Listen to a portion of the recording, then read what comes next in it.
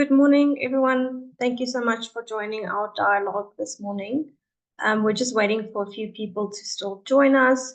But in the meantime, I'm just going to go over some tech rules, some house rules for today. This is a public dialogue, so it is being recorded and it is also being live streamed on Facebook. So there will be some time for speakers to make their inputs, and afterwards there will be a Q&A session. So if you would like to come in during that time, please just use the raise hand function and we will allow you to come in. But also you're welcome to engage in the chat. Maybe just introduce yourselves in the chat and you could have a discussion there on the sidelines as well, or post your questions in the meantime. And then we just want to thank the Rosa Luxemburg Foundation for making this dialogue possible today. And with that, I'll hand over to my colleague Lwazi, who will be chairing this meeting. Thank you so much, Enika, for handing over the reins. My name is Lwazi Somya. I'm a senior researcher here at the Southern African Liaison Office. And today we meet up at a very opportune time. After the event of the Summit of the Future at the United Nations, following a 10-year review of the Agenda 2063, along with another crucible moment within regional dynamics is South Africa's recent elections, which resulted in the formation of what is now called the Government of National Unity, following the ANC dropping below 50% in the previous elections. As the new Government of National Unity is trying to formulate its foreign policy position through its midterm policy strategic statement that will be released in the beginning of next year, we need to unpack what has been South Africa's foreign policy towards the region, in particular to relation to issues that impact peace and security within the SADC region. The 10-year review of the Agenda 2063 highlights the weaknesses of regional institutions at maintaining peace and security within the region, within the continent, and the failure of the first ambition of silencing the guns by 2020 has now been shifted to 2030, and we are 6 years away, but yet we see more and more a conflict and instability manifesting within the African continent, as we've seen in Sudan, the Eastern DRC, and specifically for this dialogue, we'll be focusing on how the political instability that is manifested within Zimbabwe and the insurgency that is manifested within Mozambique have created a situation where South Africa has had to respond to. It has been a while. South Africa, in previous instances, has relied on the SADC region as a means of facilitating entry points to engage on issues that could potentially create notions of interregional instability, particularly in political situations. We see this with the 2009 interventions following the 2008 elections in Zimbabwe, and we've seen this through the deployment of SAMIM in Mozambique, and now the withdrawal of SAMIM moving into the DRC, where you see rebel forces moving into the eastern regions. All these pressure points are sort of some of the considerations that South African foreign policymakers have to take into considerations, including parties that are not only in the Government of National Unity, but also members of Parliament, as Parliament now will have a more critical role to play in terms of South African foreign policymaking. And today, we bring in an illustrious panel that will be unpacking these various entry points.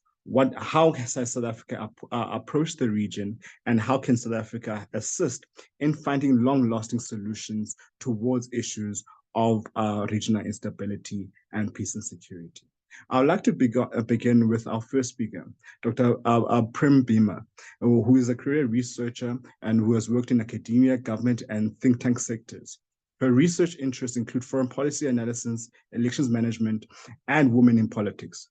Her PhD thesis, entitled The Inefficiency of Diplomatic Responses in Democratic Crisis, was informed by a study of the Southern African diplomatic community and South Africa's approach to the two solutions of post-elections conflict in Lesotho and Zimbabwe. Dr. Prem, as we have seen in 2023, Zimbabwe entered in elections, that was highly contested with a very adversarial SADC Elections Observer Mission report, which the government of Zimbabwe castigated, bringing legitimacy and a crisis of legitimacy to whether the SADC region itself has the teeth to execute its own principles and guidelines along with its protocols and treaties. Could you please unpack and give your presentation on how South Africa has approached the situation of Zimbabwe and the region, and how SADC as an institution, and how South Africa has leveraged SADC as an institution, as an entry point towards finding solutions, and whether or not some of the, and can you please elaborate on some of the challenges and successes that have happened in due course, and some recommendations will also assist in pushing this dialogue forward. Over to you, Dr. Prim. Awesome. Hello, everyone. So as already mentioned, I'm Dr. Prim, and I've been asked to offer insights on South Africa's foreign policy approach, along with the regional perspective on issues in Zimbabwe and Mozambique. I personally believe that each topic warrants its own in-depth discussion, but I've prepared some comprehensive notes for this 10-minute address, so my contribution today is not that exhaustive. So I would like to say that Pretoria prefers to speak through, as part of SADC, what international relations scholars would call a multilateral approach. So the aim is to have South Africa playing a lead role when interested or compelled to do so, but under the guise of SADC. South Africa also aims to posit a pro-SADC AU cooperation posture, for example, in response to crises in Madagascar, the DRC, and Mozambique, to name a few. And then when it comes to the nature of conflicts or crises, this has a huge bearing on how South Africa and SADC respond. Quiet diplomacy and reluctance to denounce what citizens, human rights groups, and analysts may classify as human rights violations, for example, shrinking of civic space due to intimidation, torture and arbitrary arrests, and so forth. So over the past 5 years, for example, continued silence and failure to condemn such violations in Zimbabwe and Eswatini. My assessment of this approach is that Pretoria and SADC have their own unwritten definition of what stability in a member state entails. And that unknown definition guides if, when, and how they respond, as opposed to following the principles and guidelines enshrined in the UN and AU, as well as SADC documents. So what influences Pretoria's perception of instability, which requires a more persuasive approach? I think they usually wait for what they deem as ripe moments for intervention, for example, if they're invited or when there is a stalemate. So with regards to if invited or compelled to, that supposition can be linked to South Africa's lead role in missions such as the Southern African Development Community Preventive Mission in the Kingdom of Lesotho, SAPMIL, and the South African-dominated Southern African Development Community Mission in Mozambique, the SAMIM.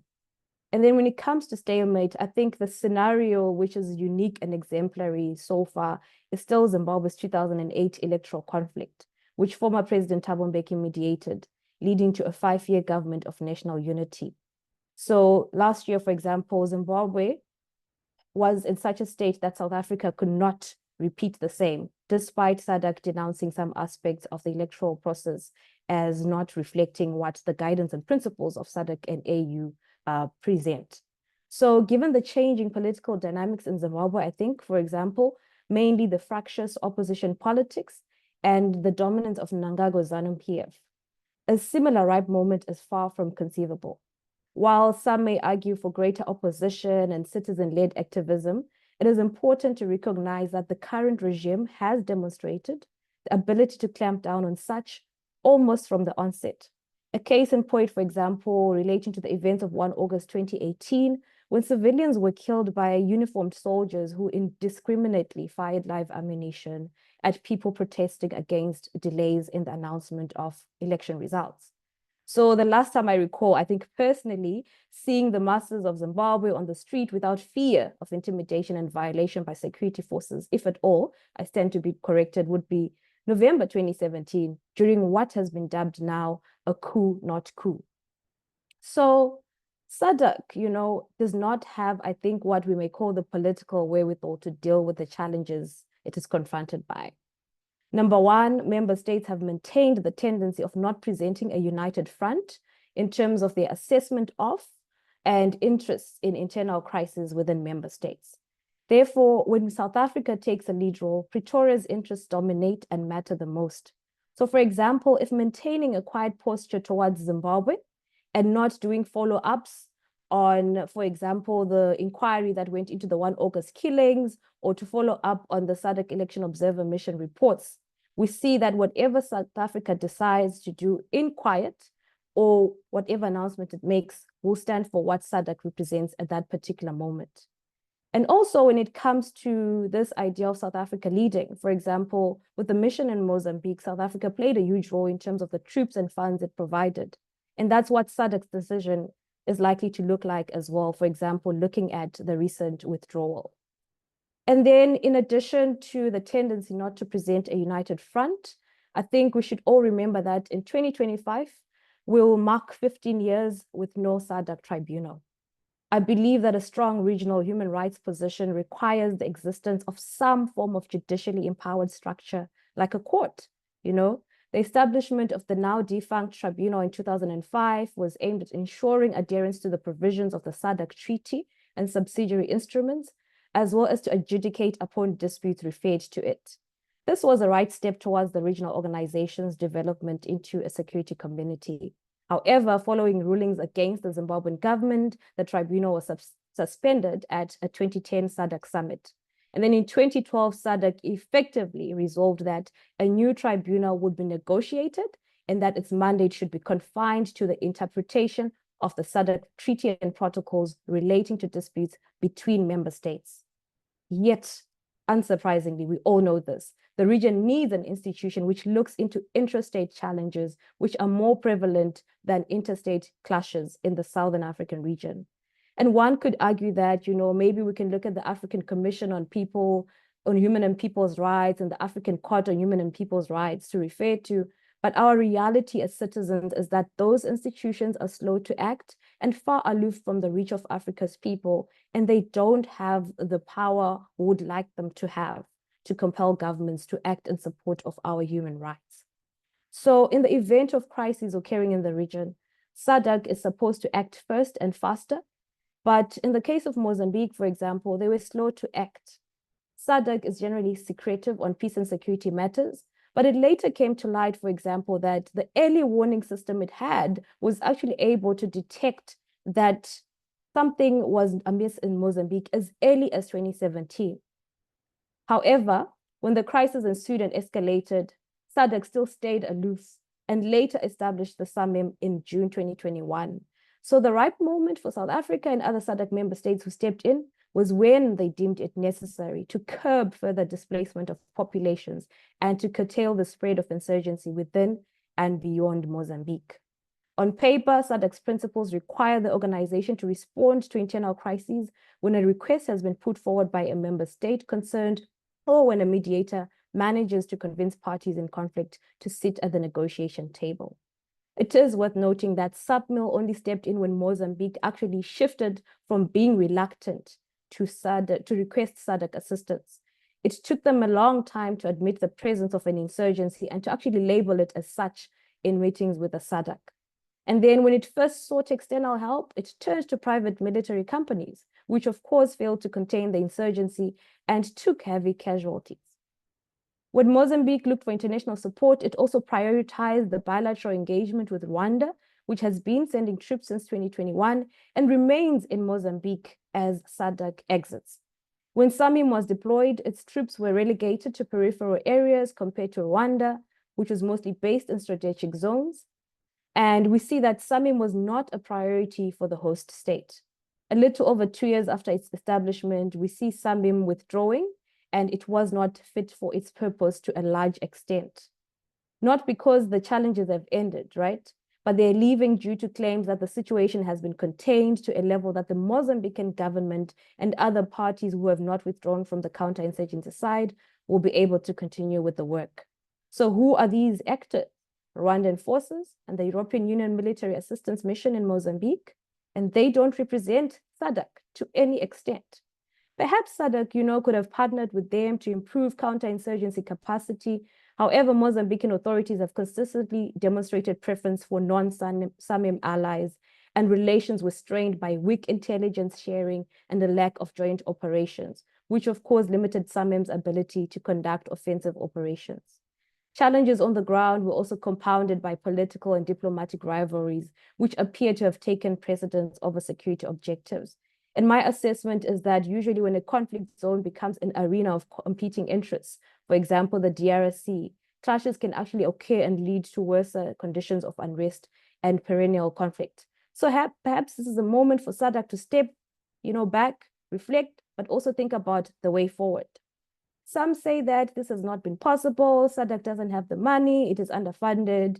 And, although SADC members like South Africa, Tanzania, Botswana, and Lesotho, to name a few, covered the core costs over the deployment period, the mission was never properly resourced.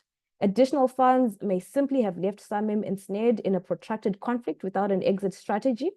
SAMIM was SADC's first opportunity to deal with insurgency. So I think it is very sad that they're actually withdrawing towards developing an effective security community. Of course, we don't wish for future cases of insurgency in the region, but it is better to be prepared than not. So SADC, alongside other actors, should continue to prioritize the peace-building toolbox, which addresses the long-standing issues in Cabo Delgado. These include underdevelopment and community not benefiting from natural resource wealth. Now, regarding elections, which of course mostly relates to Zimbabwe, there is a low level of trust in SADC and AU election observer missions, foremost due to the fact that it is usually internal pressures which lead to the denunciation of election violence and unfair processes. So, for example, as I stated, the 2008 story became a success on the part of SADC, and in terms of internal political elites back then, the late Robert Mugabe and the late Morgan Tsvangirai, because they were able to come to the mediation table, and also that both parties found it being in their best interest to actually have these particular talks. But that was not the same last year. And as again, like I said, the dynamics have changed. The opposition was not as strong as we would have wished it to be able to present such a front. And also the current ruling order has not entertained, the thought of repeating what happened between 2009 and 2013. So also going back, to SADC and the AU, when they've suggested that processes were free and fair, this is usually a regular occurrence, and they even do it even in the face of some processes being questionable. And it usually takes strong internal contestation. This usually happens with DRC with regards to the Senko. And also we saw that in Malawi when, there was widespread acclaim that the elections had gone well, but then later we saw the nullification of presidential poll outcomes and even outlining of embarrassing instances, for example, not being able to denounce the use of TPEX on counts and the numbers. So I think that when we think about even Mozambique in the 9 October coming elections, SADC and AU have not been able to evade claims that they use templates to report on main aspects of election and periods. But I doubt that, even if they were to try and do so within the context of Mozambique, they need to gain a lot of trust because there's the supposition that they support the ruling order, which has been present since 1975. We've also had, low levels of interest in people voting, particularly amongst the youth. And I think Mozambique's voter turnout was close to 50% in the previous election. So that also means we might have a disgruntled population which has no trust in SADC and AU and might not find interest in actually pushing them to actually outline what has gone wrong and to not just declare a free and fair process. And I think that we need to emphasize the need for SADC and AU to have follow-up mechanisms, because in as much as we have reports, for example, the Zimbabwe 2023 case, we are not sure, or we doubt that they will be able before the next polls to actually say, have you done what you said you should be doing ahead of the next election? If you haven't done so, then you need to correct it before you go to polling day. And I think that, I'm about to close.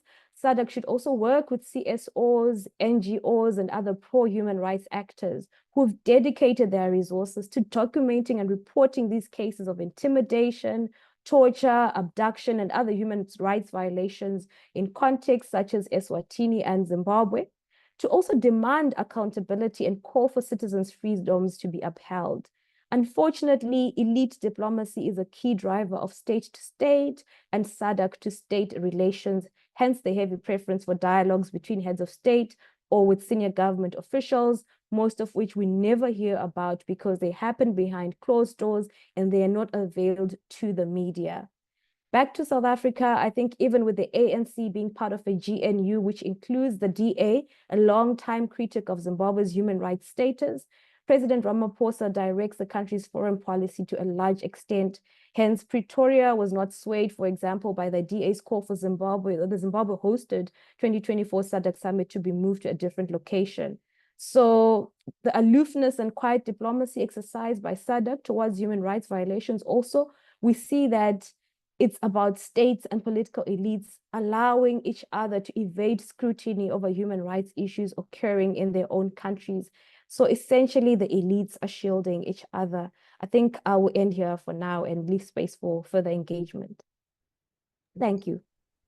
Thank you so much, Dr. Prim, for a comprehensive overview of not only the South Africa's involvement within SADC processes, where South Africa has had to take the lead in terms of unpacking where South Africa was invited and where South Africa got involved due to a stalemate, and also unpacking a lot of the issues that a lot of people have been talking about concerning the regional infrastructure, concerning peace and security, and how do we now make it worthwhile for the people of this region. Part and parcel of what you touched on is the notion of peace building. How do we now link peace building to the notions of development? Similar arguments have been made within the international system, where notions around international system reform have been linked to notions of development. Maybe some African actors need to start thinking about how do we now reform the African peace and security architecture, including having teeth on regional institutions such as, and giving back institutions such as the SADC Tribunal, and also bolstering institutions of human rights, electoral processes, granting further legitimacy to these continental and regional institutions. So thank you so much, Dr. Prim, for your analysis, not only the historic nature of these instances of insecurity and instability, but also how this engagement can be carried forward. I would like to move on to our next speaker, Dr. Philip Dexter. Let me read a brief bio of his. He entered politics as a student activist in the 1980s after spending 7 years in exile, and he returned to South Africa in 1990. He served as the General Secretary of the National Education, Health and Allied Workers Union, NEHAWU, from 1990 until elected to Parliament in 1994 as a member of a Parliament for the African National Congress. He has served on the National Executive Committee of the ANC and also of the South African Communist Party. He was the first provincial secretary for the SACP, and he has served in the Central Committee of the South African Communist Party. Currently, he holds a postdoctoral. He's a postdoctoral fellow at the University of Cape Town, and served in a number of boards and companies. He currently holds a BA, MPhil, and a DPhil from the University of Cape Town. Dr. Philip Dexter, welcome to this discussion. Could you please unpack South Africa's foreign policy approach, especially concerning the situation in both Zimbabwe and Mozambique, and how do we now find entry points or consensus building mechanisms to find peace and longer term solutions to these area issues? Over to you, Dr. Dexter. Thanks very much, and thanks to SALO for the invite. As a founding member of SALO, I'm always pleased to see that it's still a dynamic organization and doing such good work. I want to start out by saying that it's a very complex environment that we are talking about. I mean, we are focusing on Zimbabwe and Mozambique today, but I've been doing considerable work in the DRC, and there are many similarities with some obvious differences between the two, or between the three countries. But focusing on Zim and Mozambique, I think, first of all, the similarities which have already been pointed out about, the electoral processes, the unhappiness of people within the countries about the elections and the way they're conducted and the results, is a very serious issue, because without legitimacy, it's very hard to create any kind of stability. And then there's the obvious big difference in that in Zimbabwe, you're not dealing with an insurgency as you are in Mozambique. So the military focus in Mozambique is obviously different, whereas in Zimbabwe, it's all about mediation, trying to resolve disputes and dealing with the fallout from these disputed elections. You have that in Mozambique as well, but you also have this added thing of the insurgency. So I think the key issue for me is that while South Africa has got a coherent foreign policy, and I think many people criticize the country, but I don't think a lot of that criticism is warranted, because at a policy level, South Africa is very clear about what it wants to do, certainly in SADC and in the AU, but even globally, as we've seen, if you look at the president's input at the UN recently. So I think we're very clear that we want peace, stability, we want democracy. We've always talked about silencing the guns and, then trying to promote socio-economic development on the continent. But there are a number of contradictions, obviously, that impact on that policy and our objectives. And I think some of them have already been mentioned. The first is the global political situation, because we are in what people are terming this new Cold War. That might be overstating it a bit, but anyway, this serious rivalry between, on the one hand, the US, and on the other hand, China, and then issues relating to that, which have to do with the Russia-Ukraine conflict, Europe's position, and so on. And all of that lends itself towards making Africa a continued contested space with different foreign policy objectives from the global institutions and countries, as well as our own in the form of the AU and SADC. And then within that, we've got what has been referred to as regional competition or rivalries. So there isn't a coherent policy framework within SADC, and certainly not within the AU. And what we tend to do is gloss over the differences, for the sake of keeping the institutions intact. But in reality, these competitions and rivalries are quite fierce. They revolve around everything from political agendas to economic agendas, with people contesting for resources and access to resources across borders. So within that context, I think for me, there are three main things we need to look at. Apart from getting policy coherence among the SADC countries and across the continent, we also have to have some clear strategy around the socio-economic agenda that we want to see play out in the continent. And I mean, that's far more difficult than simply talking about foreign relations, because I think there are different versions or visions for development that are at play here. And one could compare a country like Rwanda to that of South Africa, just as examples. So that's the one issue. The second issue is the funding to actually ensure that we're able to carry out the work and the processes that need to take place. At the one level, these things like dispute resolution, mediation, apart from the coherency of the institutions, is that there's very limited resources being given to that. So any of these interventions is quite limited in what it can do if it's done at a regional level. I mean, the success, for example, of the Lesotho one is that it was largely funded by South Africa, and we just got on with it. The second part of the funding relates to those military interventions, and we've spoken about Mozambique already, but quite clearly the resources deployed there financially and militarily are not nearly enough to deal with the insurgency in any coherent way. And the insurgents continue to be very strong, capable of disrupting not just that region, but the surrounding parts of the region of Cabo Delgado. So that issue needs to be looked at. And I don't think that can be resolved without the UN, AU, SADC, and South Africa, looking at how we mobilize resources to ensure that we've got the capabilities, and within that, if you look at in the DRC, where South African troops are stationed, there's just not enough resources, and we don't have the type of equipment that's required to enable the peacekeeping force and the people dealing with the counterinsurgency to do that effectively. So the results are fairly, I would say they're not nearly enough and not nearly what we want them to be. So, and the fourth area really revolves around us defining what our key objectives are. And I think in this regard, we do need a discussion as South Africans, first of all.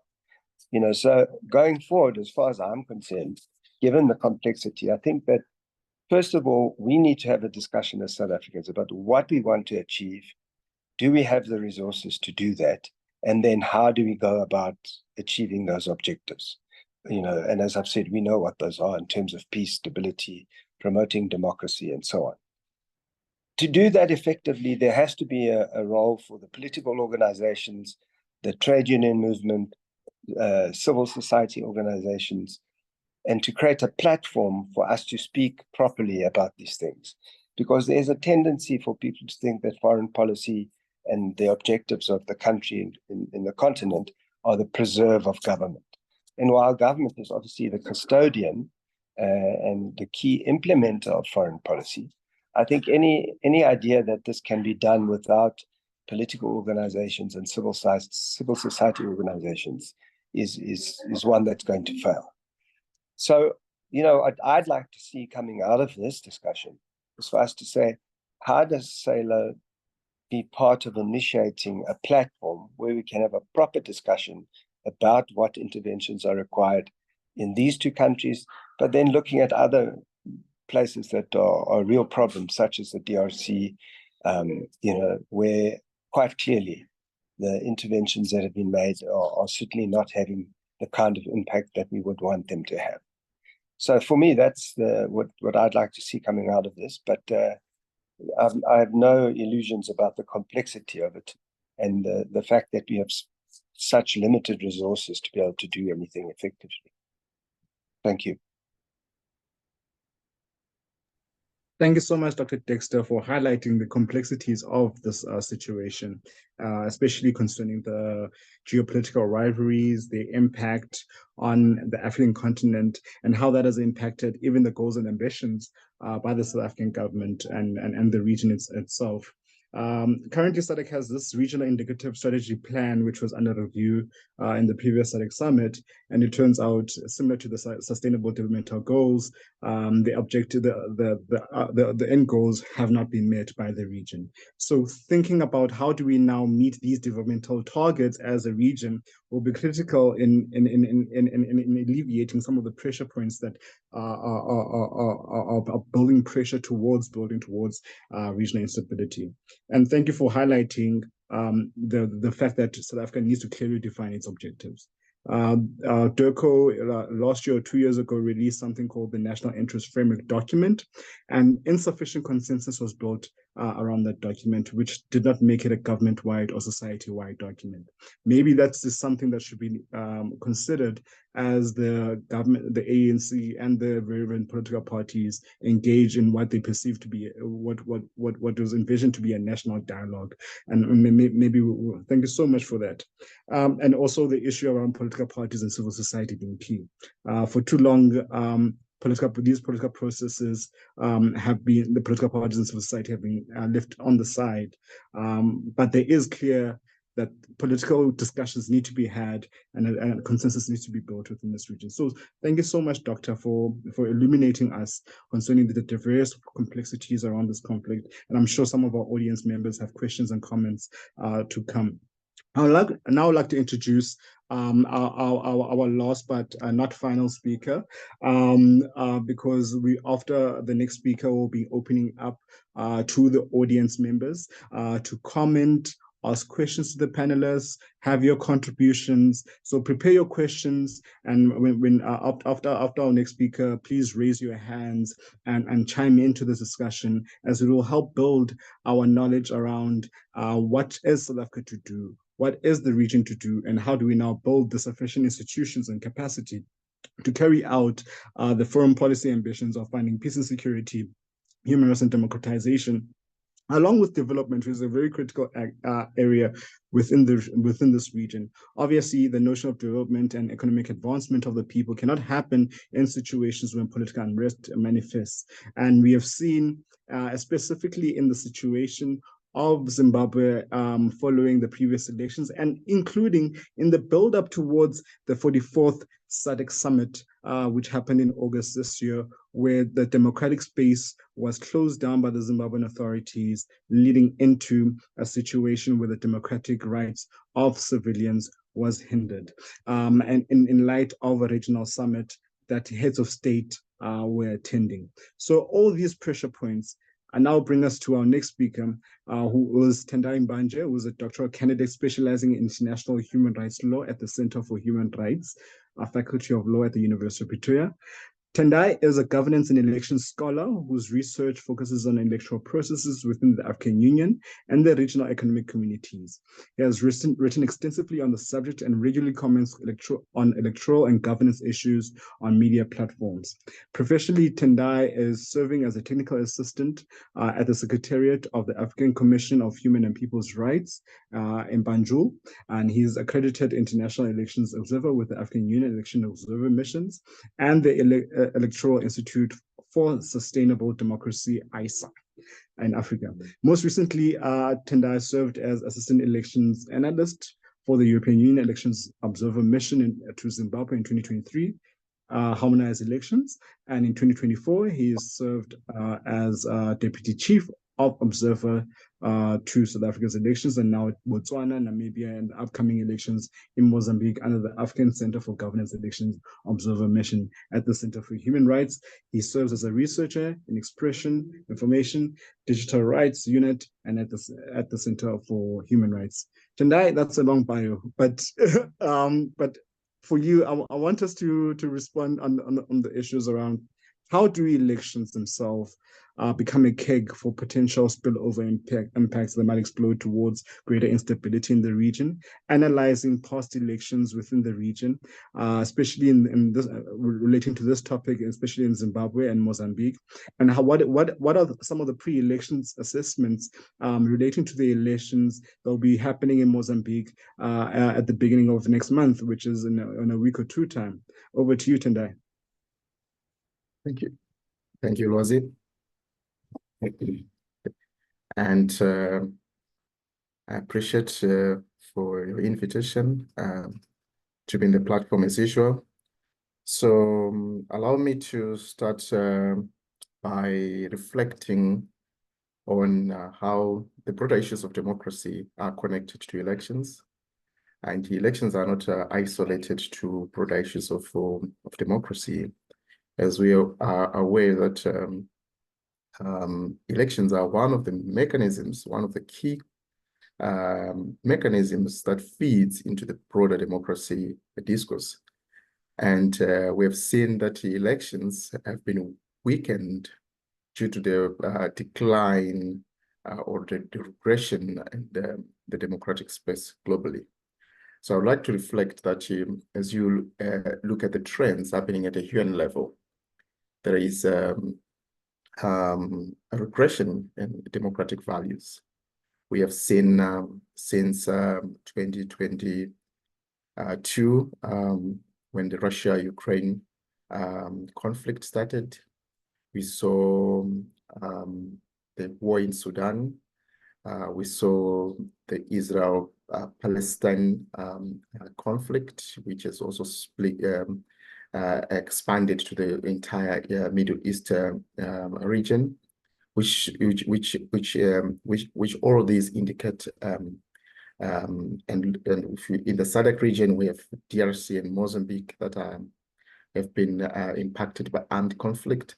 We saw all these reflect the weaknesses of our regional and international mechanisms, or it also show the weaknesses in the and failure of belief in the democratic systems and means and peaceful means of settling disputes.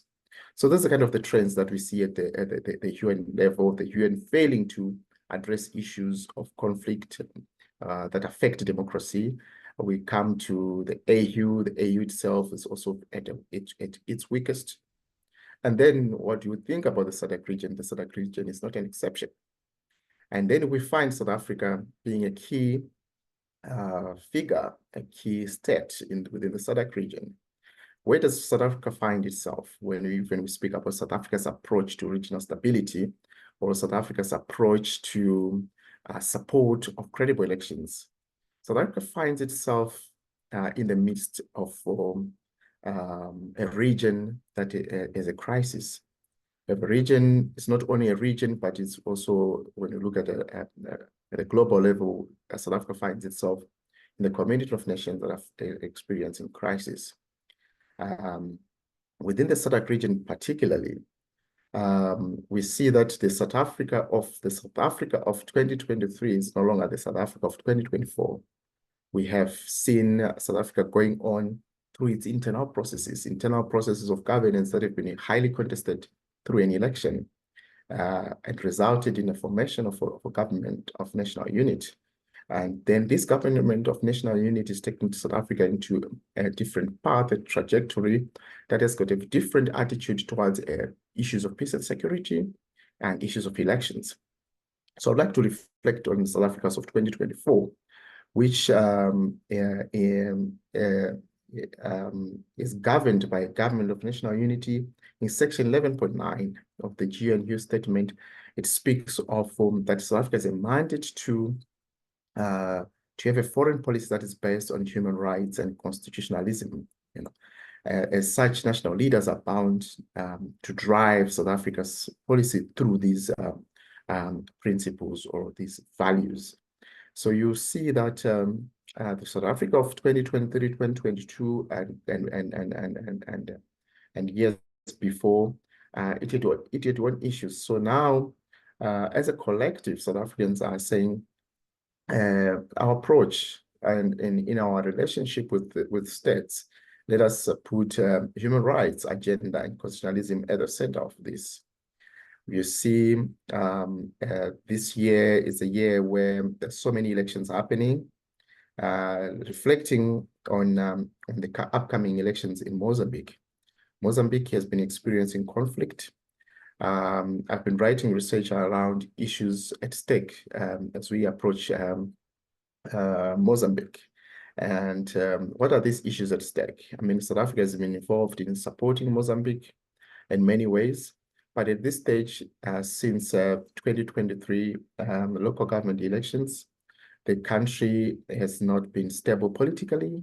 There have been divisions between the citizens arising from lack of legitimacy or consensus around the credibility of those elections. So we see that Mozambique is getting into an election with an inconclusive electoral process from the previous year. And South Africa finds itself as a regional actor trying to support Mozambique, whose democratic fabric is weak, resulting from a weak inconclusive electoral process. We reflect back on Zimbabwe. 2023 elections happened with scars of 2018 elections, which also resulted from an inconclusive electoral issue of legitimacy that was raised. From 2018 to 2023, there were issues around dissatisfaction among citizens and political actors around how the process unfolded in Zimbabwe. And then Zimbabwe held its election with these scars, with the unresolved issues, which remain unresolved. Zimbabwe will be going to 2028 elections with an inconclusive electoral dispute, electoral issues. So as such, these are kind of similarities that Mozambique finds itself as well getting into an election which most of us is predicted that this election is going to be contested. This election is going to be, it's going to plunge the region into a more unstable region. As such, if you reflect on Namibia and Botswana, the same tensions are rising in the country. I think we see that electoral processes are very heated in our region, and not only in our region, but beyond. So those are the situation. If you look at Mozambique, in its preparatory to election, the Electoral Commission in Mozambique, CENI, is being accused of failing to engage meaningful stakeholder engagement as it prepares to elections. We're 2 months to an election. That's one. There's dissatisfaction on how the voter registration processes went. It was conducted in a rainy season, which resulted in a low registration of youth voters, which is seen as to disenfranchise the young voters. We see that apart from the dissatisfaction of how the commission did voter registration, there are also many logistical things that are anticipated that will not go well, given the lessons of the past local government elections. So there's an anticipation that the election will not be conducted in a manner that meet regional standards as enshrined in the SADC principles, as well as other African Union election principles. So we have a region that is weakened by weak fabric in terms of democracy that spills into elections. And South Africa, despite its strength internally, cannot effectively influence a region that is going through a crisis, cannot effectively influence a region that has a history of elections that are held in a context where states are actually not ready to hold elections, like in the case of Zimbabwe and in the case of Mozambique. I do think that the prerequisite for a credible election is to conclude an election cycle, is to conclude the disputes, is to have consensus, union of minds and hearts amongst citizens and stakeholders, to say that we are closing the chapter of 2018 elections when we're getting to 2023 elections with an agreement that we have done necessary check and balances for a credible election to be done. That was not done. And in the context of Zimbabwe, in my view, was not that lacked. And then, of course, South Africa supported, but then you have the results that keeps on weakening the democratic state and the region.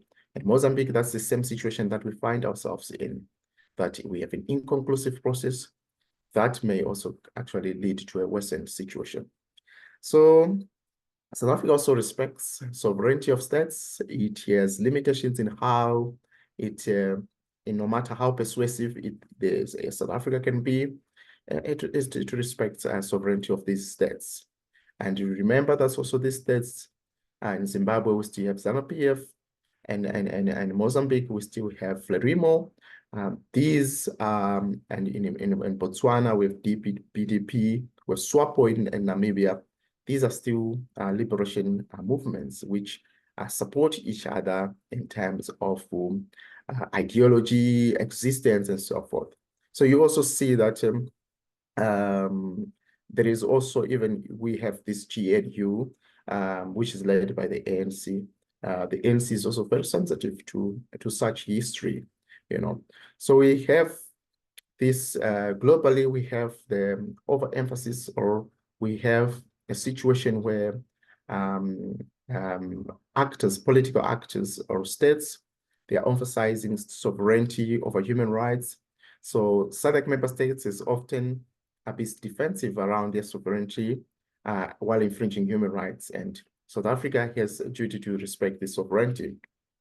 And globally, in general, we've seen the fall of multilateralism.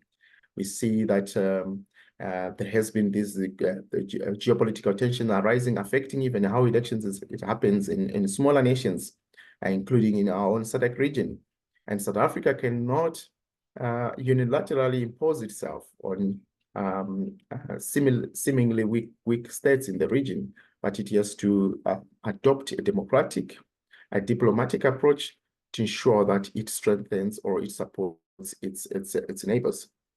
We also see that generally globally, and in the SADC region, this is also a trend of indifference, where self-interest among states, among SADC member states, struggle for their own survival, the impact of COVID-19 affected countries and so forth.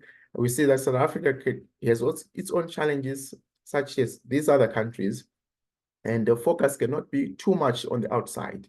So we also need to position ourselves in the shoes of South Africa, that it cannot also over-focus on external issues, while it is also internal issues of bread and butter issues, like issues of economy, issues of daily livelihoods of its citizens that needs to be addressed. So these are also things to consider, so that we do not really put too much pressure on a republic that is unreasonable. We need to have reasonable expectations for South Africa.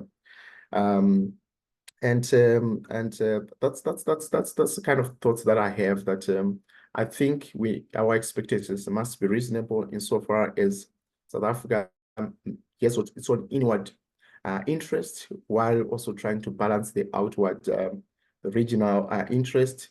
I think that balance sometimes could be very contentious, and as a result, South Africa may be seen as weak or not doing enough insofar as it is supporting its neighbors. So as we are approaching the elections in Mozambique, I would, in summary, I would say Mozambique is getting into a similar situation that we saw in Zimbabwe. Mozambique is getting into an election that will be highly contested due to an inconclusive electoral process. Zimbabwe had its elections last year that were built on inconclusive electoral process, and the results are very predictable, that we will have a more unstable SADC region. And similarly, if you are following up events in Botswana, you can also get worried that we might also have a disputed election and experience even more seriously unstable region in the build-up to the elections, and as the year ends, we might even be more worried because of the developments that are taking place. So I will rest my submissions here at this stage.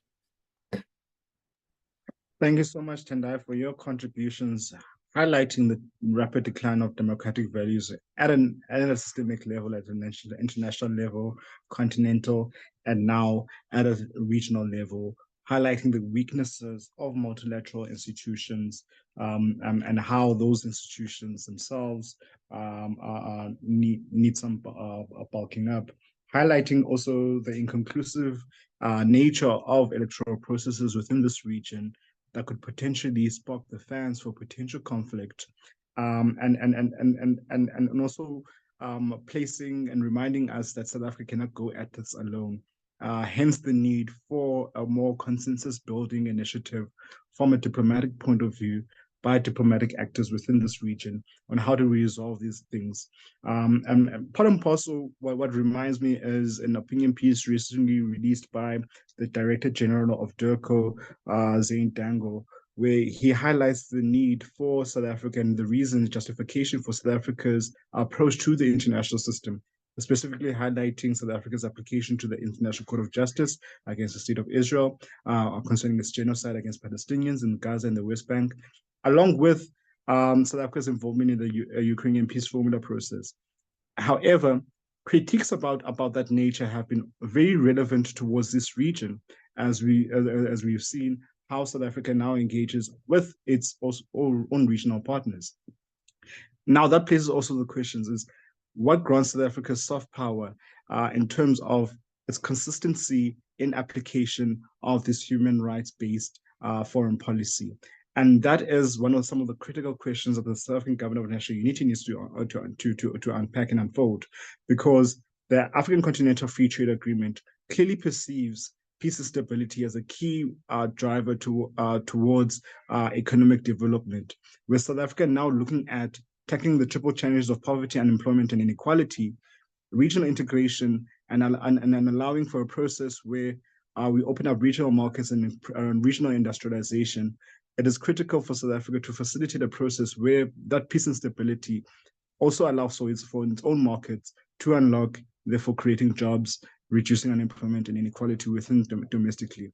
So these integrated notions around what development, the notion of development and peace building itself is integrated towards how South Africa approaches even its economic diplomacy initiatives within this region. We have now come to that section where we open up to the floor, where people please raise your hands and chime into this discussion and how South Africa has approached the region. How do we now build consensus on these regional pressure points, and even issues around the current insurgency in Cabo Delgado? What are some of the pressure points that could provide an entry point for South Africa's continued engagement in the continued development of this region, along with bolstering its own domestic population through the creation of industrial bases and commercial markets to sustain this. So now I'll be waiting for the other speakers, and part and parcel of trying to understand this is to also feed into what is South Africa's national interest, not only within the region but also within the continent, and should South Africa place resources, because a number of our speakers highlighted the notion of some of the weakness within this region has been placed on the notion of resources, and how do we now allocate resources to our peace and security operations?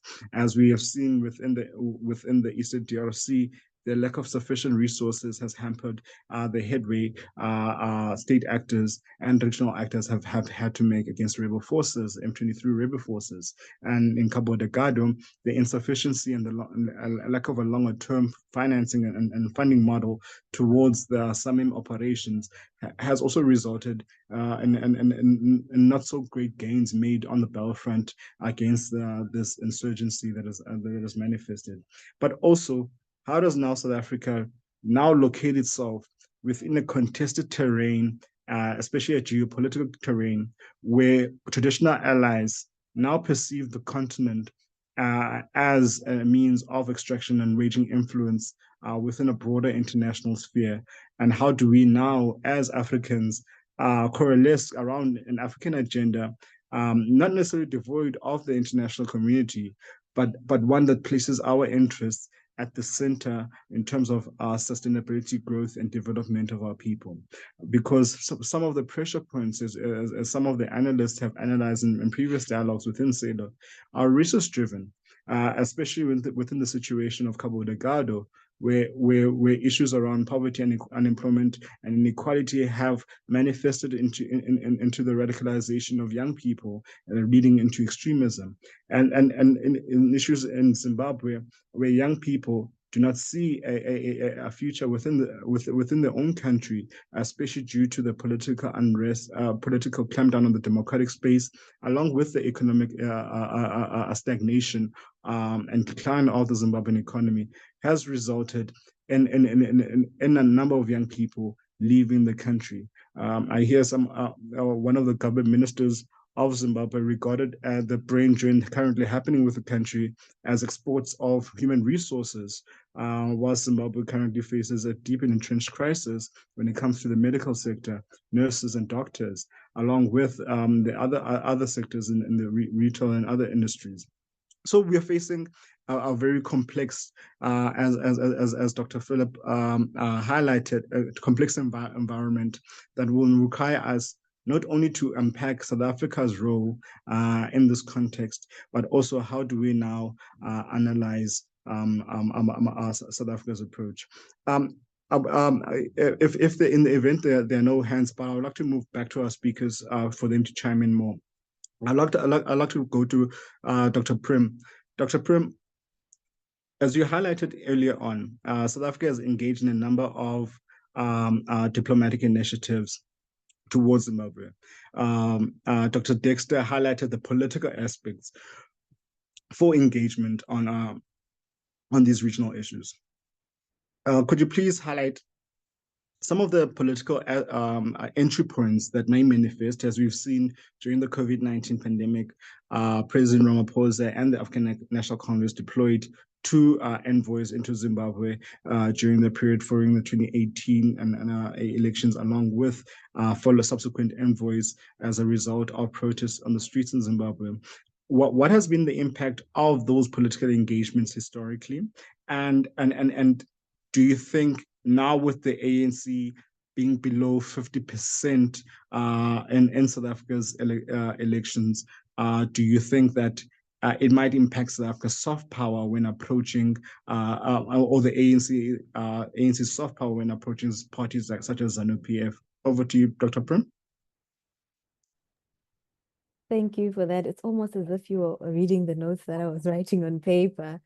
So I think when it comes to engagement, what South Africa and also SADC still does is that they have an ad hoc approach to issues. It has to take a particular demonstration or what may seem like increased calls for South Africa to come to Zimbabwe, or pressure from within, let's say South African Parliament or civil society. So the result is that South Africa goes, holds talks, and it ends up looking like a diplomatic, public relation stint. So it's a struggle to try and link the time that, for example, President Ramaphosa has been to Zim during his time, even to go back to like when President Zuma took over from President Thabo Mbeki. And even when President Thabo Mbeki was engaging in Zim in the early 2000s, it's struggling to like come up with a calendar and be like, okay, was this consistent? And were there follow-ups in this meeting, tracking back to the previous ones? So I think where South Africa needs to make corrections, and SADC too, is have a plan for each member state and follow up based on what happened previously, and also to think about ways, to creatively speak to what can be done if certain changes are not made. I think with Zim, people are mostly concerned with Zimbabwe during elections as well. And I think here, South Africa is a newcomer. South Africa is slowly coming to realize what parties like the ZANU-PF have realized in the form of intense multi-party democratic competition. And so they do not have that experience. And I think as we come to like future electoral processes, you might even need, South Africa's ANC to speak to those parties to be like, how did you get this done? How did you come back from a GNU and gain what seems to be like wider support? So I think South Africa may have lost what it could do in response to issues of dominant or parties that have been there for a long time. And this may relate even to as we go to Mozambique with a ruling party that has been there since 1975. I think those are my quick submissions for now. Thank you so much, Dr. Prim. And then I'll move on to Dr. Dexter. Concerning the developmental aspects, with regards to the region in efforts towards peace building, what role does South Africa play? Because considering now South Africa currently has one of the largest economies, the largest economy within the region, with a comprehensive logistics network. What other aspects, because we realize the African Continental Free Trade Agreement speaks to issues such as building infrastructure within the region, interconnectiveness, people-to-people relations. However, the pressure points that stem from Zimbabwe, especially concerning people leaving a highly unstable political situation into South Africa, people within Mozambique leaving the insurgency coming into South Africa and other neighboring countries, similar situation that Botswana is facing, with also the issues around external migration. And that has had a very much a domestic impact within the South African body politic.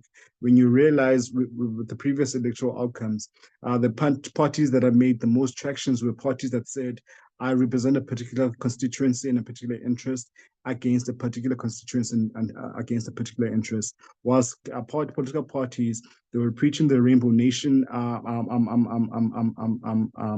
drum, suffered a lot of electoral decline. For example, when you look at the ANC in terms of its electoral outcome and its position around migration, it suffered a lot of a decline. If you look at the EFF in terms of its policy around Africans in South Africa, it suffered a bit of an electoral decline. However, you see Patriotic Alliance with its chants of migrants must leave, Abahambe, those parties gaining electoral traction along with some tribalist parties emerging in KZN in form of MK Party.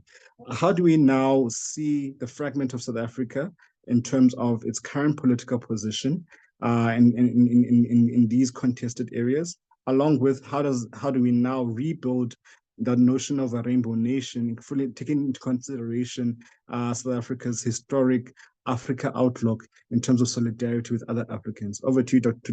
Dexter. Thanks, Lars.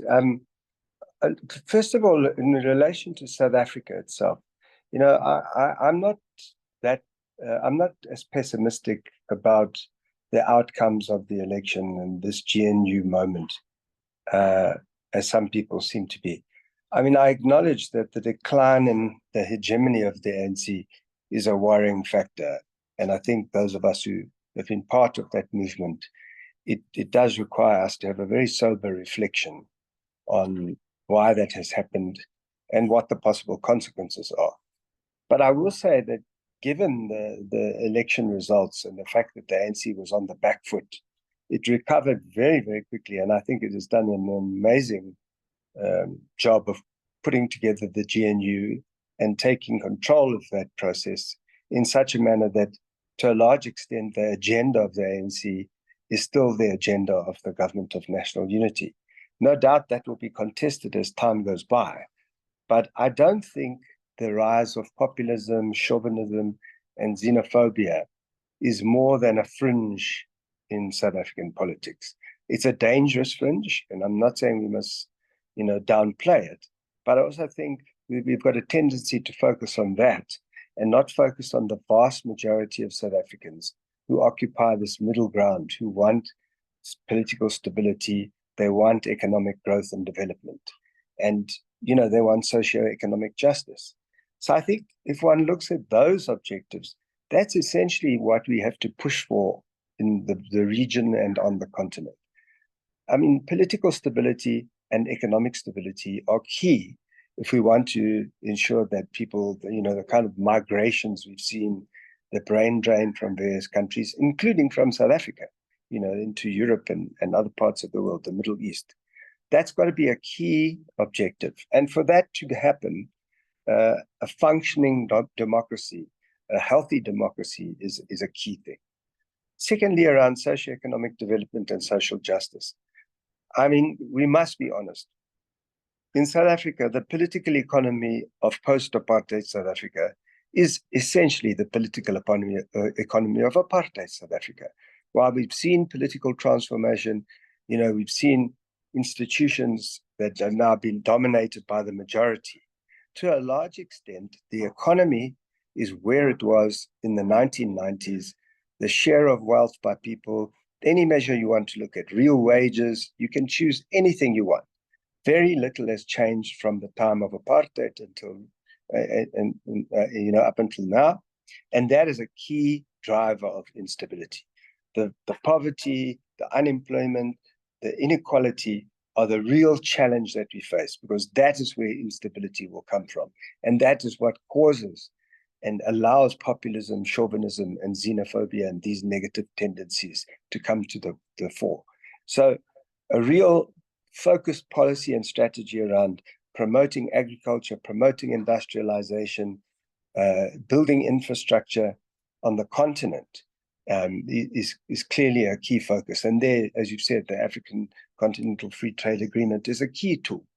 But I think we've got to go beyond that, and we have to look at how do we mobilize investment and resources to do that. And in that regard, whilst there's all this tension and rivalry at a global level, I think the current global situation offers a huge opportunity to Africa, and within that to South Africa. Because for as long as people are not trading with each other, it's an opportunity for us to trade with them. And I think our policy of being non-aligned and trying to be neutral in this moment and not being dragged into either side of this Cold War, as they like to call it, it really does create opportunities for us. And I don't think that we as a country and our leadership are focusing on how we should exploit those opportunities, because that is what will bring the rates of economic growth that we need, that will enable us to provide, the kind of socioeconomic change and opportunities that people require. And those things go hand in hand with ensuring that we have strong institutions and a healthy democracy. Thank you so much, Dr. Dexter. And now I would like to move on to Tendai, and then we'll move back to our audience members. Excuse me. Tendai, you highlighted a number of key weaknesses within the regional architecture, especially concerning elections. However, a lot of them can be attributed to the lack of consequence management towards the regional economic institution, along with the continental institution. A lot of questions have been raised of what kind of reforms are necessary to grant teeth towards these regional treaties, protocols, and principles and guidelines.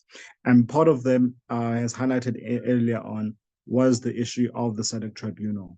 For South Africa, recently in May this year, a member group called AfriForum within South Africa took the president to court, to the Constitutional Court, concerning the dissolution of the SADC tribunal. This stems from a R1 billion court case by South African farmers that lost their farms during the land grabs in Zimbabwe. Along with that, there were issues that South Africa had, the issues around electoral processes within the region that are highly disputed, especially concerning the SUM report. The 44th SADC summit, when it was commenting on elections, it did not make mention on the credibility, the free and fairness, or the credibility of the elections in Zimbabwe, South Africa, and other countries within the region. They simply commented on that they were run under a peaceful environment. What sort of signals does that send to the SADC citizenry, along with what kind of reforms do we necessarily need within these institutions to necessarily grant them the necessary legitimacy in the eyes of the people, but also that will allow a situation where states are able to find consensus on principle on when to take action. Over to you, Mbanje.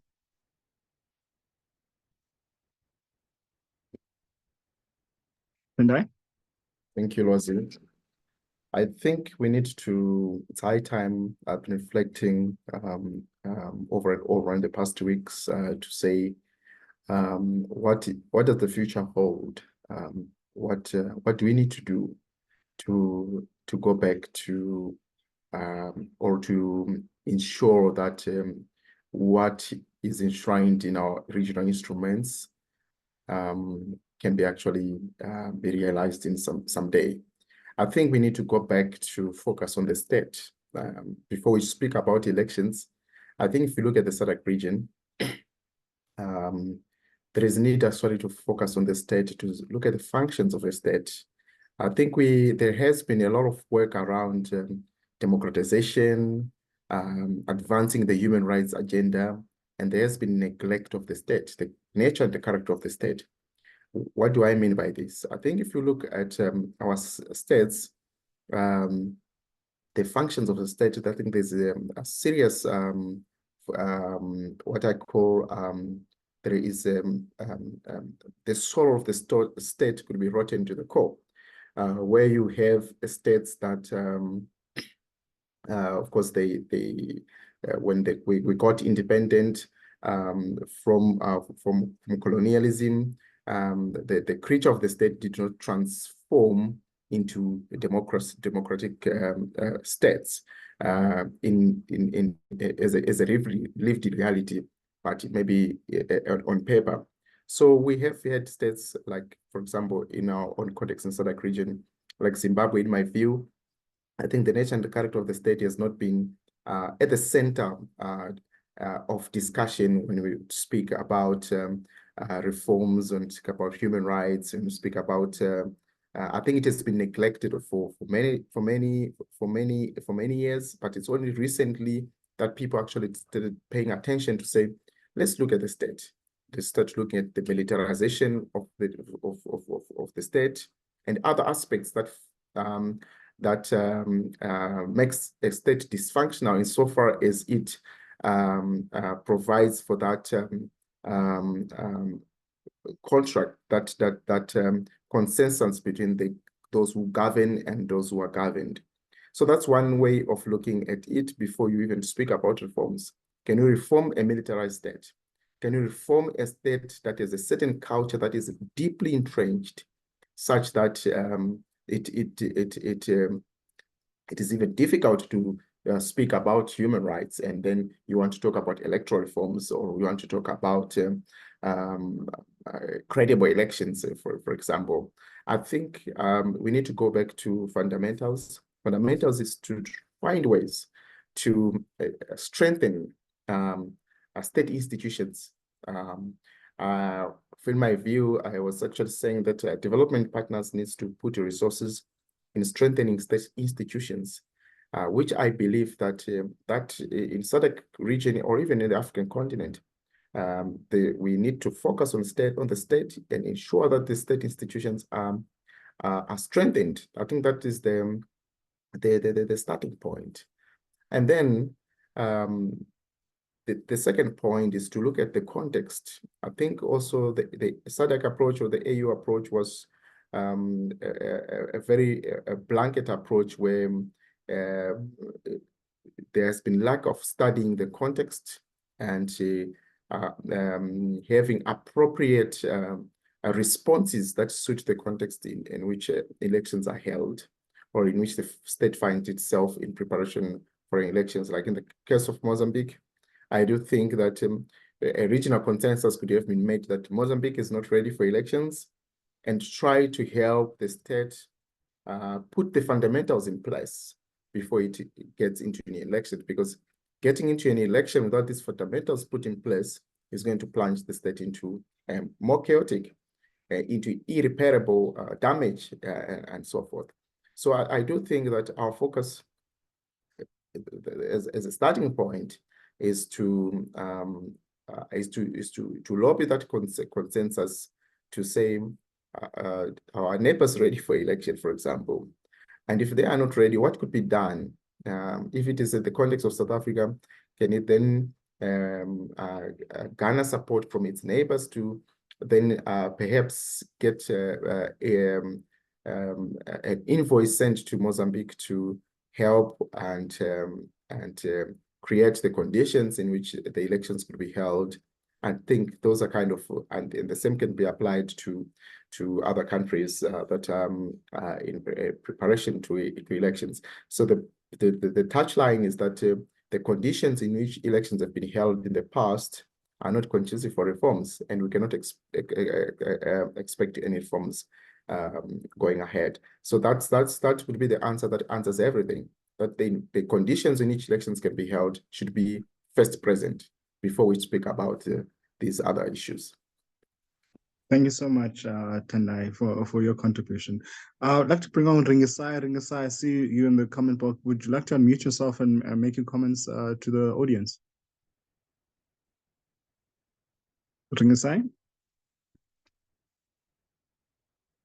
Hi, Leslie. Thanks. I'm just about to dash off to the airport, but maybe just three things to add to what has been said by the colleagues on the panel. So the first thing would be there was an interesting interview that Dr. Naledi Pandor had with Clement Manyatela, I think a few weeks ago, and she was asked about the Zimbabwean issue, and she mentioned a few things that are quite interesting. But the gist of it, well, what I got from it is we need something to work with. I think that was a kind of a summation to say we, at the end of the day, there are set protocols and rules and even domestic processes that we need to capitalize on. And I think this was really in reference to the failure of the Zimbabwean opposition at the point last year to exhaust the domestic mechanism that are in place before bringing it to the SADC, strategically so. But of course, there are a number of intervening factors when you look at this, that you really need to look at the position of South Africa vis-a-vis the regional geopolitics. And I think Dr. Vima did mention a bit of the liberation kind of dynamics. The second thing that I think I put in the comments was to the growing influence of the so-called Liberation Caucus, which BDP has recently joined. And you can understand what is trying to happen here, where BDP, which for the most part was seen as a fairly progressive and really democratically leaning party, chooses to align itself with the Liberation Caucus.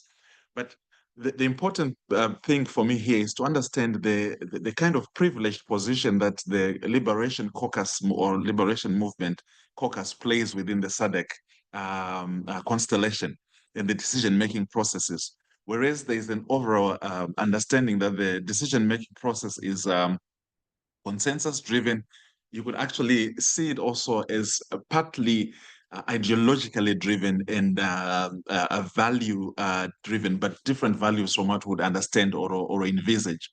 The third thing is to say, taking from the Liberation Caucus and then positioning South Africa vis-a-vis a collective is the challenge with not only what happened with the elections in Zimbabwe, but what happened with the SADC Observer Mission report from Zimbabwe, and how that was handled overall by the SADC summit and the Troika at the time.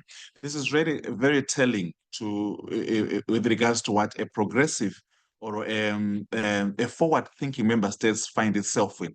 There's a lot of conservative, strong or headwinds that resist any kind of progressive changes within the structure. So the SADC principles and guidelines for holding elections is one of the most progressive, actually, if you really look at it critically. But the problem is always with the follow-up, the implementation, and the backing behind it. What we saw last year is when the SADC Secretariat decided to improve on the instruments and the matrices that is actually used to measure various items of the electoral process. And unfortunately, they decided to trial test it in Zimbabwe, which became the death of it. And then you see subsequently elections that followed in Eswatini, in every other country, were not even as sharp in terms of the matrices, in terms of identifying the key aspects of what contributes to the integrity of an electoral processes. And we expect the same to happen to Mozambique. But the fourth thing is the opaqueness of how SADC works itself. So we understand that the SIAC, which is the body that deals with supporting member states' electoral integrity and operational functions in between elections, always produces reports before the elections of any member country. And without much authority, we do understand that there were some kind of serious concerns on Zimbabwean election and Eswatini elections. But the problem that members of the academia, civil society, and interested parties, including the citizen, have is that we are not favored with these reports. These reports are not shared, and we do not really understand what is the contents of the reports and what do they actually say, and how can we work with this to further support any progressive instruments within the SADC region. Having said that, there is a comment that one DECO colleague once made to me, which really lingers in my mind, is he says, you can't expect South Africa to be the Rambo of the region. You can't expect South Africa to bulldoze its way into member states. There are sensitivities, complexities, and political nuances that the country has to play to. And this gets lost in the way when the context becomes mad and conflicted, such as the ones you find in Zimbabwe and in Mozambique. That will be my submission, Loaz, and thank you so much for bringing such a panel to this discussion. Thank you so much, Ringasai. I see there are technical issues concerning raising of hands. So if you want to comment and come into the discussion, please type in the chat box and I'll note your hand. I see Atengosi's hand up. Atengosi? Over to you. Yes. Thank you, Lwazi. I think for me, what I wanted to comment about, I think, and the importance of the current dialogue itself, it speaks to issues of regional stability, whether and to some extent, and this has been shared amongst some political commentators in terms of what are the firm actions that South Africa has to take and to advance the need for regional stability in terms of peace and security. So the two cases under discussion at the moment, they point to, in a sense, a scenario whereby there is no clarity from the government. What is it that it has to do? Now we are under the government of national unity, and those things, they need to be clarified, given the perception in terms of how they are critical in terms of what I would say, and some scholars have argued that practical actions. What is it that South Africa can do? What is it that it has done? And I've always argued that the multilateral approach is important. The regional institutional approach is important.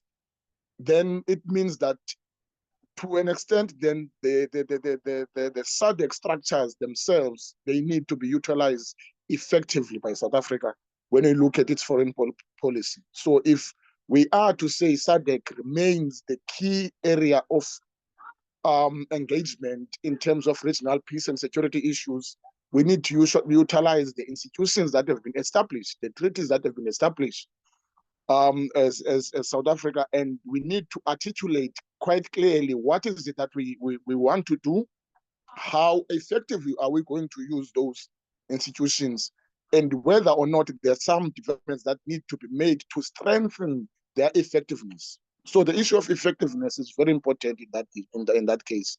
So that's the comment that I have in terms of the debates that we were having. Thank you very much, Lars. Thank you so much, Atengosi, for your input. I'd like to bring on Piers Pigot to this discussion and to chime in, because you raise a very interesting point in how we define SADC and its particular role within the region. When you look at the African Union, they always mention the RECs are subsidiary institutions. And due to the notion of subsidiarity, they always pass the buck down to the regional economic community, and then when issues around peace and security are there, SADC does not play that supranational role that other regional economic communities or supranational structures are to play. So I would like Piers to come on and to deliberate with us concerning this, along with the current situation, especially in Mozambique, because we realize even within this electoral process, the peace and security situation is not good. However, what we've seen post Samim, and this is where I want to bring you on board, Piers. What have been now the shifts in terms of whether or not Mozambique is appropriately addressing its peace and security issues beyond the developmental challenges that have faced Mozambique over the last while. Over to you, Piers. Good afternoon. Sorry, good morning still. Lwazi, thanks. Yeah, I'm not sure I've got anything more to add on the supranational story. It's important to remember what the available channels and processes are, and I think Ringi's comment around the Zimbabwe elections is important, because it we need to understand what are the available processes. And as I've written in the group chat, because Chamisa didn't challenge this thing in court, it gave SADC an excuse to say, well, you haven't exhausted your domestic remedies, even if that remedy was a compromise one from the position of the opposition.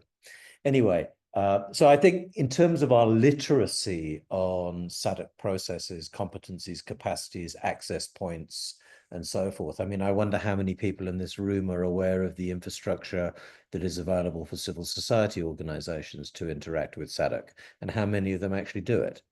So, you know, I think we have a responsibility on our side to push on that front. And actually, there is an opportunity in the current space with the current SADC leadership that is pushing for a resuscitation of engagement with civil society. Of course, member states have different opinions about that, and that is also important. The other point Ringi made, which I was also trying to emphasize in the chat, is that we need to understand the internal fault lines that exist between member states, which impact on emphasis, priorities, what gets traction, what doesn't get traction, et cetera, around an array of issues, whether it's around economic regional integration or indeed hard security challenges, as we saw with the salmon story. So segueing into Mozambique at the moment, I mean, whilst salmon and SADC, salmon is finished now, SADC have wrapped it up with a nice pink bow, said that they achieved what they wanted to, et cetera, moving on. There are some lessons learned. The reality is they didn't achieve what they'd set out to do, and one hopes that there will be a robust and constructive critique of what was achieved and what wasn't. But this also does require an assessment of how Mozambique engaged in this discussion on this process with SADC. I mean, it was very clear Mozambique did not want SADC forces there, and its objective was to get rid of them. And of course, it has achieved that and has replaced that with an exclusive Rwandan force. With one caveat, there's a small presence of a Tanzanian force in Nangade district in Cabo Delgado. So, you know, there is, you know, as far as SADC is concerned, tick, it's off the agenda. In the same way, tick, Zimbabwe is off the agenda. And as we saw also, tick, Eswatini is off the agenda. So if we want to keep these matters as civil society on the agenda, we need to find a range of alternative routes in to market on these issues and related campaigns to push SADC on that. How many of us know why Eswatini was taken off the agenda? So, you know, we've got a lot to do in terms of pushing for greater transparency. And I think South Africa and Durko is a route in. My sense is, talking to people in Durko, is that there is an openness for these discussions, at least on that front. And I think that that's a space where South Africa could play a constructive role in promoting civil society engagement. But again, I include the caveat that there are some in the region who are dead set against that, who are actively pursuing a narrative that civil society is somehow part of a regime change agenda, an enemy to development and democracy and progress in the region. And I think this conversation needs to be pinned down, and it shouldn't be allowed to be weaponized in the way that it is without a thorough interrogation of that. So I'm very much hoping that SALO will put together a platform for an ongoing conversation to challenge that narrative, or to at least interrogate it. Thank you, Loazi.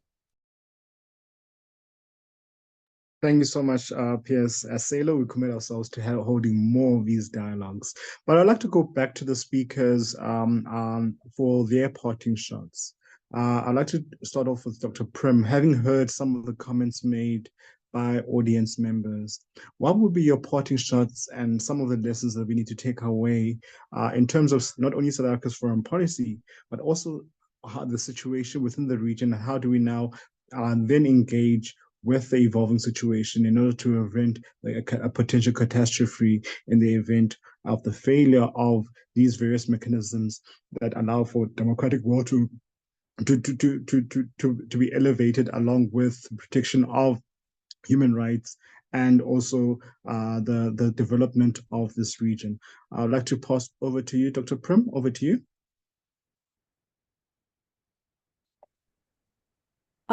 They say hope is not a strategy, and I was about to say, I hope Mozambique.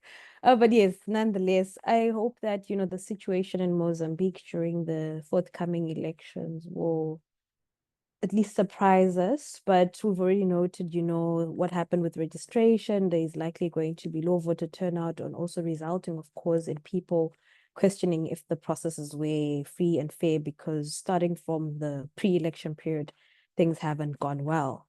And as I stated earlier, I hope that SADC finds a ways of continuing to engage with Mozambique, particularly with regards to the socioeconomic well-being of the citizens. And here South Africa comes in, because in as much as South Africa may be strained financially, and however, when it comes to countries that it is directly land linked to, right? Your Lesotho, your Zimbabwe, your Eswatini, and Mozambique, there is that added extra pressure because of emigration, and also the potential that, some people could be radicalized and disgruntled within South Africa itself. So unfortunately, Pretoria has to sit with that particular reality of those land-linked states.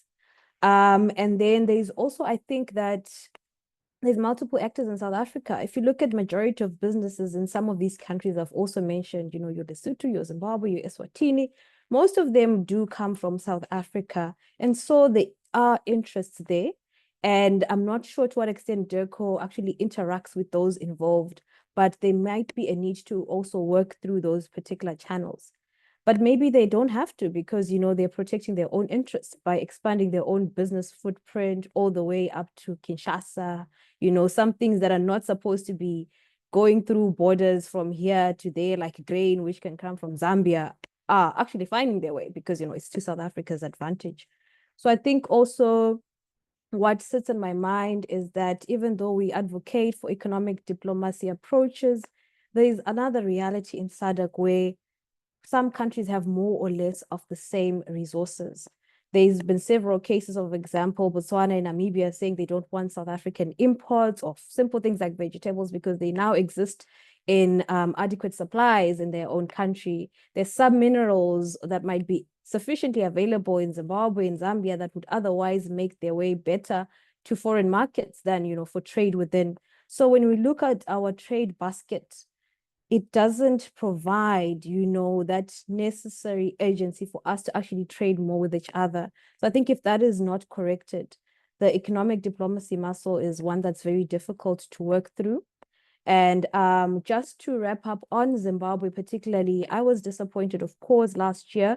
And I think we should remember, though, that the channels that Chamisa was supposed to use last year, which they used in 2018, did not work in 2018. But 2023 could have been an opportunity to actually say, okay, what were our weaknesses when we took matters to the courts in 2018?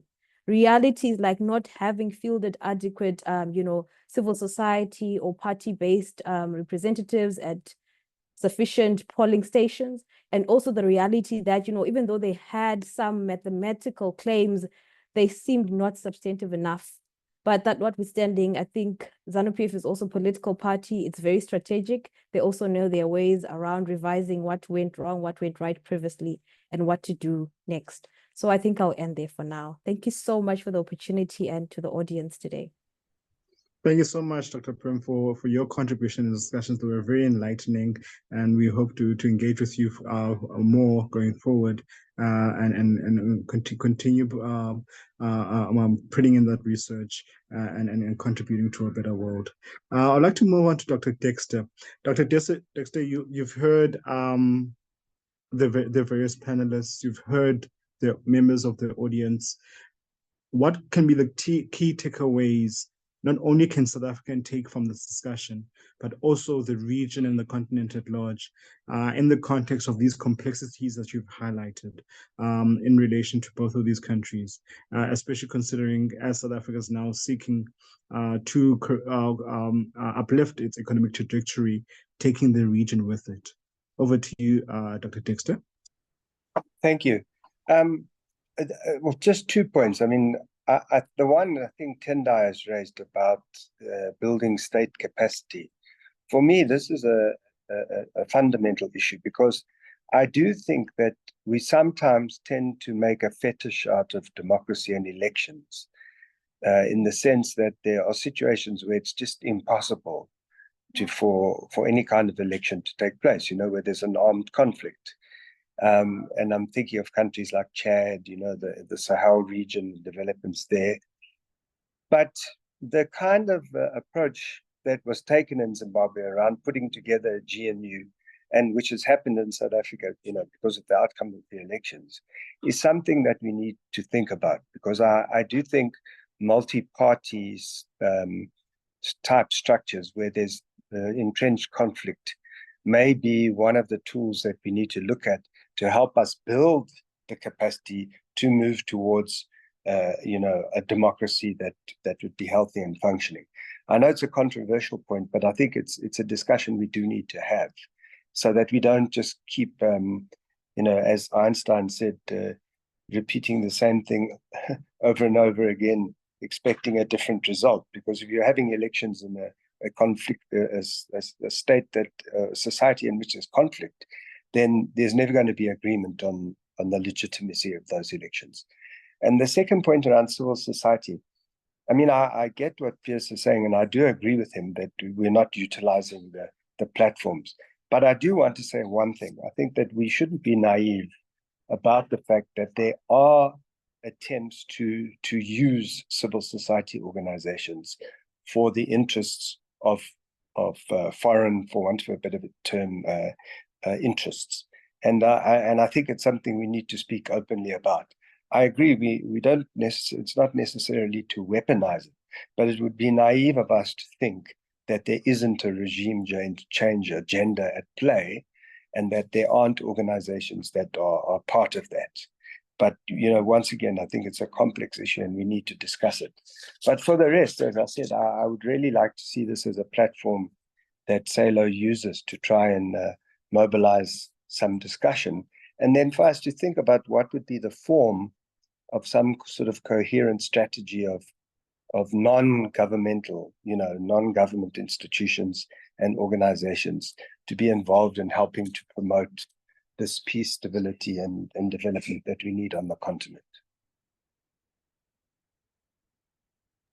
Thank you so much, Dr. Dexter, for your contribution in this discussion and reminding us about the complexities and how we need to delve deeper into these issues. And we as SALO, we commit to having more of these dialogues in order for us to find grain and delve deeper into how do we now build that consensus that is required for us as Africans to achieve what our forebears aspired to in the creation not only of our regional institutions, regional and continental institutions, but in the liberation struggle to free our people from the bondages of settler colonialism and apartheid.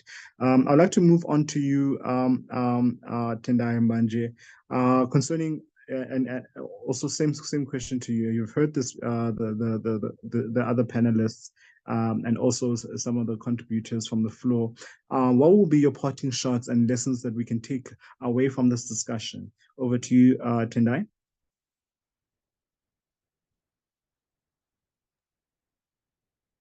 Thank you, Lwazi. I think my parting shots when it comes to what should be done, where should we should do Zimbabwe and Mozambique look up to in terms of the mechanisms that they can utilize to enhance the democratic process, and how can South Africa best be best of y'all. My first issue, and I comment on Zimbabwe, building on what Prem has said, I think Zimbabwe lacked the opportunity in 2023 to also engage institutions of justice. Engagement to these institutions, even if you do not have the outcome that you intend to have, is better than not engaging at all, because it then given an idea that citizens can be violated and nothing can be done. We can just choose to be passive in the midst of such should there be a violation.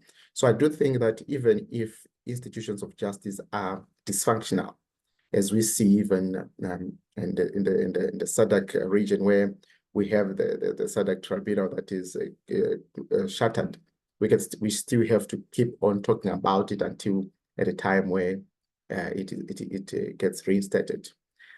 In the case of Zimbabwe and the case of Mozambique, even if there is a belief that the institutions of justice are a poisoned chalice, they do not offer justice to those who parties that are aggrieved.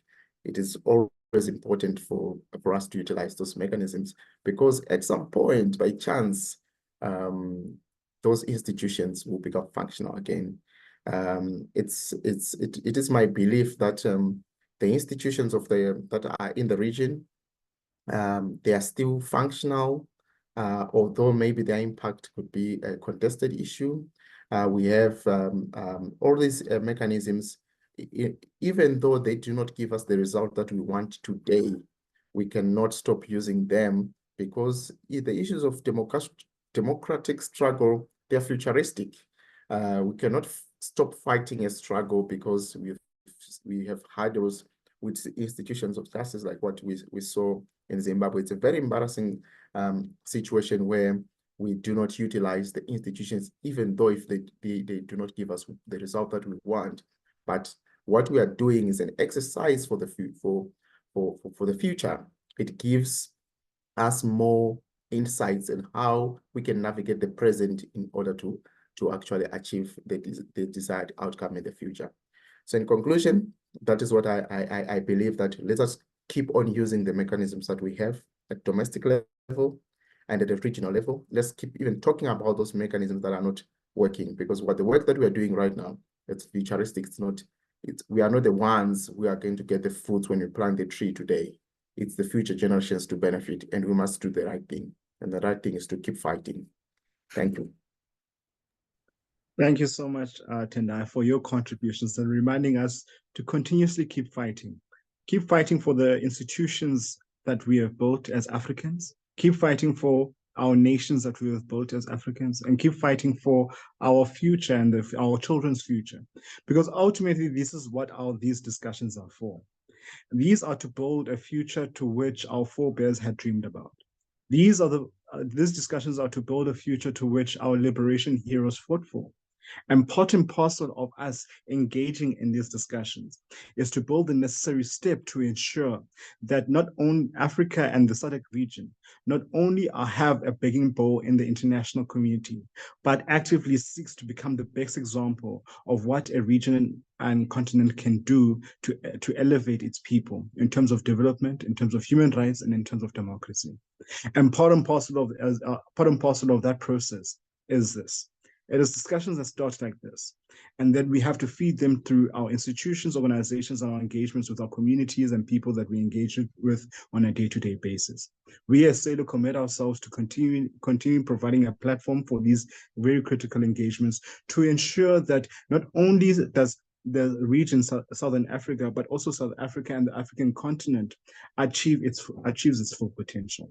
And as the panelists today engaged and articulated clearly today, the need to build institutions not only at a regional level, but also at a national level, a continental level, and an international level is critical to making these aspirations a realization. Today, as SALO, we'd like to thank not only our panelists for their wonderful contributions to the discussion, because they shed light into the complexities that delve into our lived experiences on a regional level and a continental level and from a South African perspective. But they also have shed the light on how do we now engage going forward in order to us to achieve these aspirations set forth. And in doing so, we're able to generate more and more of these discussions to build momentum for a better future. And part of this, we cannot do this without the help of our dear mentor partner, the Rosa Luxemburg Foundation, in assisting us in achieving this end. And we as SALO will continue having these dialogues based on not only foreign policy issues, but issues of development, human rights, democracy, and other aspects of our lived experience as human beings on this continent and society. So ultimately, I'd like to thank each and every single one of you. And I'd like to invite you to more discussions in the coming weeks, including next week. We'll be having next week and the following weeks. We'll be having more interesting discussions. And I'd like to thank all for your contributions and your participation in these discussions. Thank you. Thank you so much, and goodbye.